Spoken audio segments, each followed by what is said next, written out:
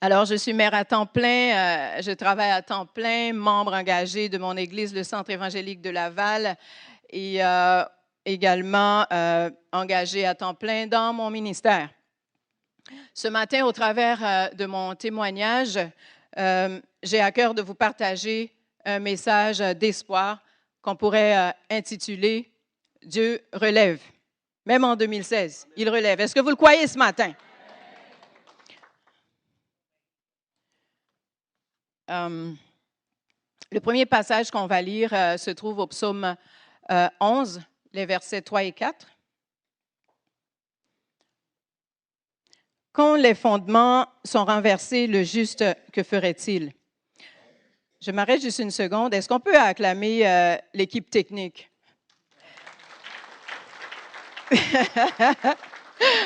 Ils sont prompts. Je me suis retournée, tout était déjà là. Vous faites un excellent travail. Que Dieu vous bénisse. Alors, quand les fondements sont renversés, le juste, que ferait-il? L'Éternel est dans son saint temple, l'Éternel a son trône dans les cieux, ses yeux regardent, ses paupières sondent les fils de l'homme. Prions cette belle parole. Merci Seigneur pour ta présence ce matin. Merci de nous précéder dans ce lieu. Merci Seigneur Jésus d'être l'instigateur de tout ça. Père, nous voulons élever ce temps devant toi, Père éternel. Merci pour le privilège d'être choisi comme des vases, Seigneur Jésus, Père éternel, pour répandre ta parole, Seigneur Jésus, Père éternel, tes promesses. Seigneur Jésus, que tu puisses bénir, Seigneur, ce temps, qu'il n'en sorte ni plus ni moins de ce que tu veux dire de ma bouche, Seigneur Jésus, Père éternel, dans cette exhortation. Je te loue, je te rends grâce, Seigneur Jésus, Père éternel, que, Seigneur, cette parole fasse du bien à quelqu'un qui est arrivé chargé, qui retrouve différemment qu'il est arrivé au Papa. Nous comptons sur ta grâce, puisque tu as programmé cette journée, Seigneur, c'est que tu as le mot de la fin aussi. Nous te louons, Seigneur, nous te célébrons, toi qui vis, qui règnes pour les siècles des siècles. Amen. Alors, on va commencer par essayer de décrire le mot fondement. Le mot fondement pourrait signifier les choses autour de nous, les choses primordiales qui nous entourent, les choses incontournables de notre vie, les choses primordiales qui nous offrent une certaine stabilité et même parfois nous nous définissons par ces choses. On pourrait prendre quelques exemples dans notre travail. On pourrait prendre notre église, on pourrait prendre notre foyer. Notre travail étant notre gagne-pain, tandis que des fois, si nous travaillons en tant qu'être humain, si nous travaillons à un endroit prestigieux, nous en sortons avec une certaine fierté. Et notre église, c'est l'endroit où nous tissons des liens avec nos frères et sœurs. C'est un endroit qui nous marque. Nous nous attachons à ces gens. Tandis que dans notre foyer, alors c'est l'endroit où nous partageons notre quotidien avec notre partenaire de vie, avec ou sans enfants. Je m'arrête à ces trois endroits précités, soit le travail. Quoi d'autre j'ai mentionné? Le foyer. Ah, vous êtes toutes là. Alors que le psaume nous dit, si ces fondements sont renversés, on pourrait dire ébranlés. Mais il y a une petite nuance entre ébranlé et renversé. Ébranlé sous-entend que ça peut être accommodé. Il y a moyen de solutionner. On peut ramifier.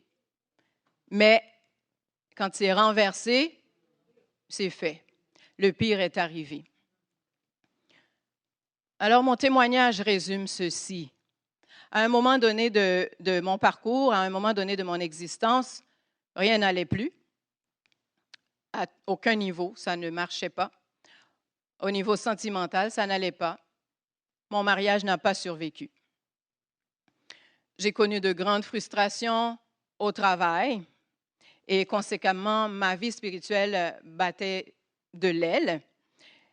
Et de cette équation, une dépression majeure en a suivi. Et comme si ce n'était pas suffisant, mes enfants aussi en ont été affectés. Ma fille a souffert de colite ulcéreuse où je l'ai vue perdre 10 livres en une semaine, tandis qu'elle pesait déjà moins de 100 livres. J'ai mon garçon qui a souffert d'encoprésie. Alors, c'est deux choses qui sont deux maladies liées aux intestins, mais qui réagissent différemment. Alors, vous le savez tous que les problèmes sentimentaux, les blessures sentimentales sont les plus difficiles à guérir. J'ai lu dans un livre où ils disent le choix du partenaire que nous faisons va déterminer les 20 prochaines années de notre vie. Je pourrais en témoigner. Que vous restez avec ou que que ça casse, que ça passe ou que ça casse, ça détermine les 20 prochaines années de notre vie.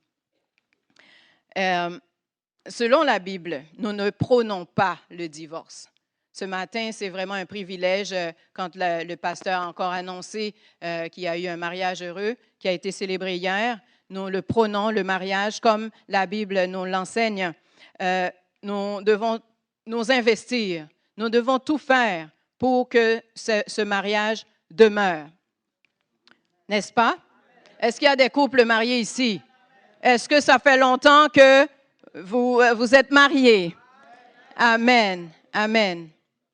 Alléluia. Le Seigneur sait qu'on est deux êtres imparfaits, mais il nous a quand même mis ensemble. Et s'il est le centre, il dit que la corde à 3 brins ne se rompt pas facilement.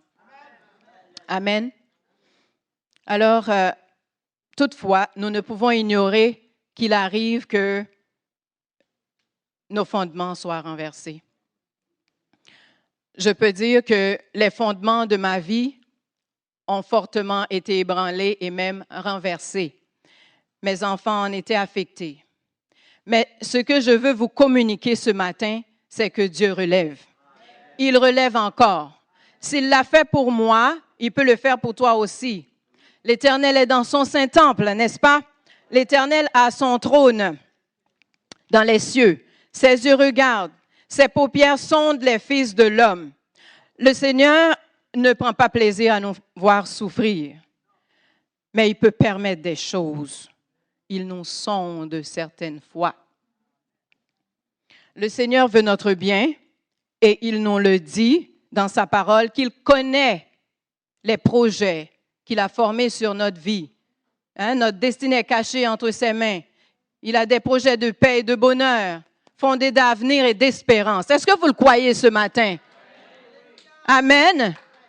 Moi, je fais un survol de ce que j'ai vécu, mais vous pouvez vous mettre à ma place. Ça a été fracassant. Alors, Dieu relève. Il ne brise pas le roseau courbé. J'ai effectivement connu ce moment de désespoir, de déception, de fébrilité, de questionnement, des pleurs et des pourquoi, mais mon seul refuge était et demeure le Seigneur. Amen. Dans ma détresse, j'ai prié faiblement, faiblement. Le Seigneur a entendu et m'a secouru. Il m'a reconquis. N'ayant plus de force, je me suis laissé faire. Des fois, c'est là qu'il faut qu'on se rende. On n'a plus de force, donc on ne cherche plus les solutions à tort et à travers. On a les mains liées. C'est ce que je dis. Dans mon nouveau départ, c'est ce que je disais souvent. Quand ça vient me chercher, que je voudrais faire de quoi, mais j'ai dit, j'ai les mains liées. C'est ce que je me disais en moi-même. J'ai les mains liées, donc le Seigneur a full power, full control. Amen. Est-ce qu'on peut l'acclamer? Il conduit toutes choses à bonne fin pour nous. C'est pour cela qu'il faut s'investir dans les choses de Dieu quand nous sommes en pleine forme. Quand nous sommes en pleine forme, il faut nous investir dans les choses de Dieu. Il faut faire des dépôts de prière, des dépôts de tout ce qui est honorable à Dieu, de prier, des dépôts de prière. Parce que quand vient le temps de la désolation, nous n'avons pas la force de prier. Nous disons, bon, on sait qu'on doit prier, mais on ne sait pas comment prier. Je me rappelle, Nicole me disait, Musette, il faut jeûner, il faut prier. Il y avait une autre mère spirituelle, Marie, elle dit, il faut jeûner. C'est quasiment que j'oublie quasiment ce que ça veut dire, tellement que je suis faible. Alors, ces temps, quand on est dans la désolation, est-ce qu'on peut appeler ça prière? C'est plus des complaintes. C'est plus des temps de complaintes. Mais dans sa fidélité, dans sa bonté, il répond à nos balbutiements, à nos faibles prières, à nos complaintes. Il amène le calme, la paix qui surpasse toute intelligence. La paix qui surpasse toute intelligence. Moi, ces choses me marquent parce que la paix qui surpasse toute intelligence, ce n'est pas que tout est rose. Là où je suis en ce moment, tout n'est pas rose. Mais la joie du Seigneur est ma force. Amen. Il est mon secours. Il est mon espoir. Où puis-je fuir, sinon que venir devant sa face? Amen. Un ministère se dessine.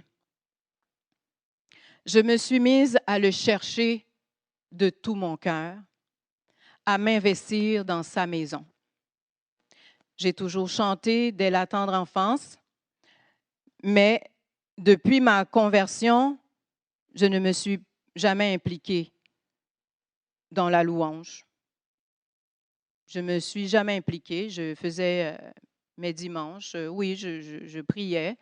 J'aime le Seigneur, mais je ne m'étais pas impliquée. Suite à ces événements, est-ce que quelqu'un peut répéter? Suite à ces événements. Suite à ces événements.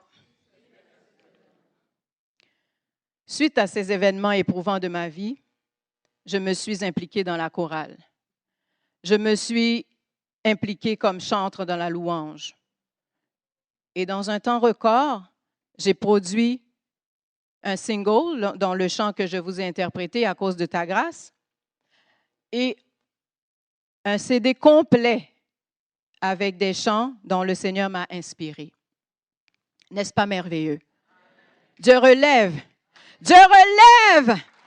Alléluia. On l'applaudit pour ce qu'il fait pour moi, ce qu'il fait pour vous ce matin. Croyez-le. Tenez cette parole.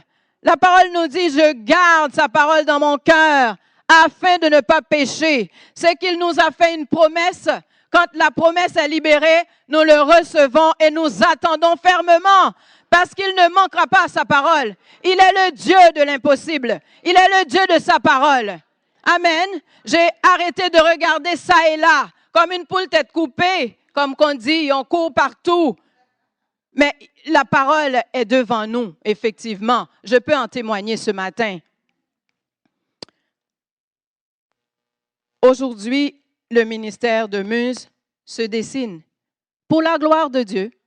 Pour la gloire de Dieu. L'ennemi méditait de me faire du mal. Dieu l'a changé en bien. Il est celui qui change le temps et les circonstances. Je me suis donné à 300% auprès de mes enfants. Je me suis entourée de personnes qui sont attachées au Seigneur. Le Seigneur a lui-même disposé de ses anges autour de moi. Il a fermé des portes et en a ouvert d'autres. Amen. Dieu veut te relever ce matin. Dieu veut te relever ce matin. Dis à ton voisin, Dieu veut te relever. Dieu veut te relever ce matin. Alléluia.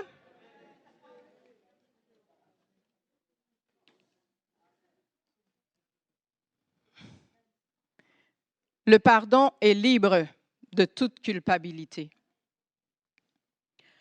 Nous devons savoir que ces situations malencontreuses de la vie ne nous laissent pas sans ressentiment face à certaines personnes et souvent face à nous-mêmes.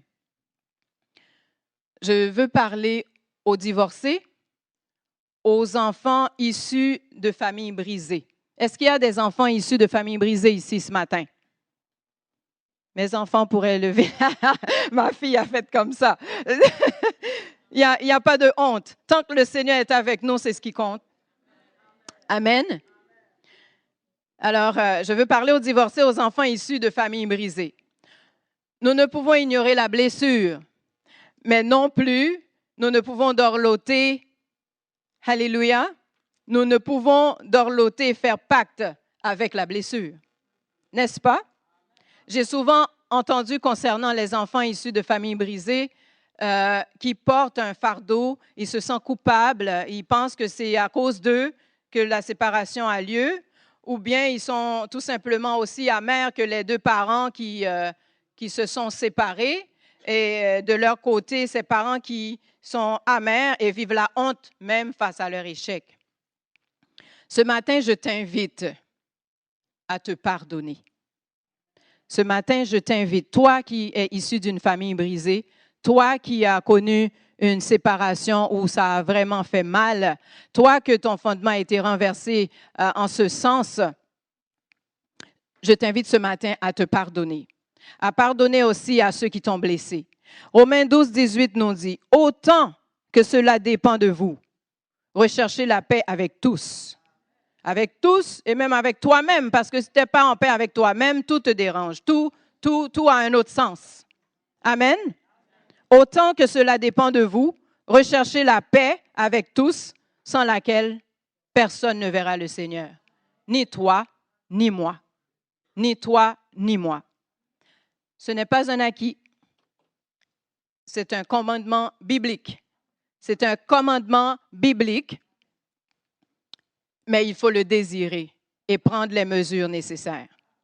Ce n'est pas toujours facile, mais le Seigneur, il va voir ta disposition de cœur, il va faire la part que tu ne peux pas faire.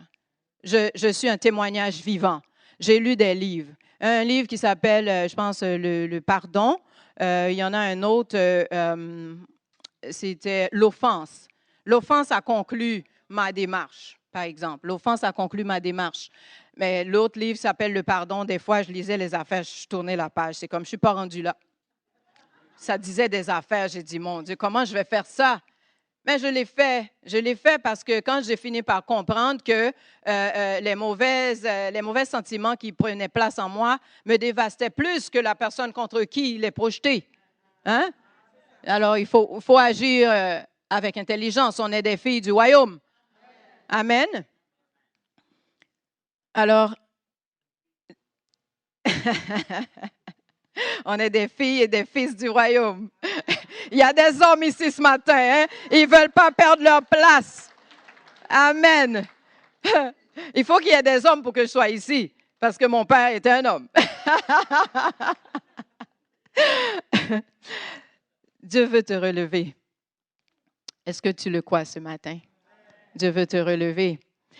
Tandis que le Seigneur me fortifiait, je priais pour me débarrasser de ces mauvaises émotions. Tout manque de pardon, faire la paix avec moi-même et avec les autres. J'ai lu beaucoup de livres sur le pardon, des livres, etc. Tranquillement, il m'instruit par sa parole. Il m'a rendu libre de toute culpabilité, toute honte, toute amertume. Il m'a instruit à chaque prochaine étape, jusqu'à ce chant que je vous ai interprété, jusqu'à ces chants que je vous ai interprétés à cause de ta grâce, ainsi que le CD complet. En conclusion, tu es né pour l'adorer et pour régner. Je vais inviter l'équipe de louange à prendre place. Si tes fondements ont été renversés, tu as été déçu, tu as été durement éprouvé par la maladie, tu as essuyé un divorce, le Seigneur est encore sur son trône. Il veut que tu vives pleinement, que tu sois objectif, créatif, que tu saches que ce temps de noirceur que tu as vécu te qualifie pour aider quelqu'un d'autre. Amen. Te qualifie pour aider quelqu'un d'autre. Je n'ai rien de plus qu'un autre. Ce matin, je suis vraiment fait à l'image de mon papa comme nous le sommes tous. N'est-ce pas? Alors, ta voix compte. Tu peux faire la différence. Ne t'inflige pas un autre désert à ressasser la blessure, ressasser le passé, mais agis pour un meilleur présent. Un meilleur présent. Un avenir glorieux. Si tu veux aller là puis tu regardes encore en arrière, tu n'y arrives jamais. Tu n'y arriveras pas. Dans ce temps-là, on dit qu'on tourne en rond. Back and forth. On ne peut pas. Il veut changer ton deuil en allégresse. Il est le rémunérateur par excellence de ceux qui le cherchent. Il veut te relever. Si le Seigneur n'est pas le fondement de ta vie, que feras-tu? Si le Seigneur n'est pas le fondement de ta vie, que feras-tu ce matin? Que feras-tu quand tu vis de l'insécurité à ton emploi? Que feras-tu quand ton église locale est en crise? Que feras-tu quand ton mariage s'écroule? Ce matin, je t'invite, toi qui es issu d'une famille brisée, toi qui as connu le divorce, toi qui as une blessure, une offense quelconque, je t'invite à prendre un pas de foi ce matin et faisons ensemble cette prière. Est-ce qu'on peut se mettre debout?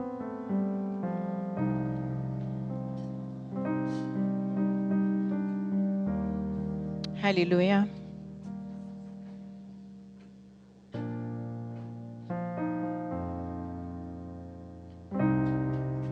Courbons la tête, fermons les yeux, ouvrons nos deux bras devant le Seigneur, ouvrons nos mains devant le Seigneur, en signe d'abandon.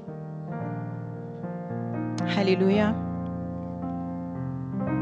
Faisons ensemble cette prière, répétez après moi. Seigneur, j'ai entendu ce message que tu relèves. Je ne veux plus marcher dans la défaite. Je veux vivre et faire la différence autour de moi. Renouvelle mes capacités en toutes choses. Amène-moi à me pardonner et pardonner ceux qui m'ont blessé. Renouvelle mon intelligence et remplis-moi de ta présence. Que ton amour jaillisse dans mon cœur. Dicte-moi chaque étape à prendre et donne-moi d'être prompt à t'obéir. Merci, Père, pour ce nouveau départ.